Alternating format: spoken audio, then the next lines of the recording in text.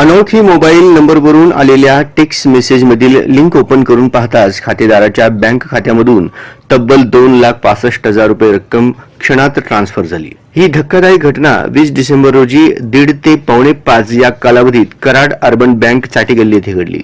या प्रकरणी खातेदार प्रकाश कृष्णात पाटील, निर्मल नगर, नवीन आरटीओ, विजापूर रोड, सोलापूर यांनी सायबर पोलीस ठाण्याकडे धाव घेऊन फिर्याद दिल्याने शनिवारी गुन्हा नोंदलाय। फिर्यादीत म्हटले आहे की यातील फिर्यादी हे विजापूर रोडवरील निर्मल नगरात राहतात। त्यांचे एसबीआय बँकेत खाते आहे। 20 डिसेंबर रोजी दुपारी 1:30 ते 4:45 या दरम्यान चाटीगल्ली येथील कराड अर्बन बँकेत आले। तेथे अनोळखी 94 81 31 62 15 या मोबाईलवरून असा मेसेज आला। त्यानुसार फिर्यादीचे एसबीआय योनक ॲप ओपन झाले। त्यांनी विचारलेली माहिती, फिर्यादी व ओटीपी अपलोड केला।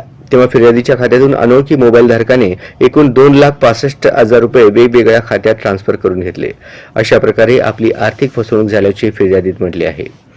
पोलीस आयुक्तालयातील सायबर पोलीस ठाण्यात भादवी 420 सह आयटी ऍक्ट 66 CT अन्वये गुन्हा नोंदलाय।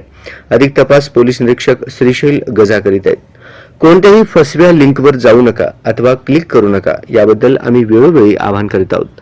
फसले गेल्यानंतर आर्थिक फसवणूक तर होतेच, शिवाय मनस्तापही सहन करावा लागतो।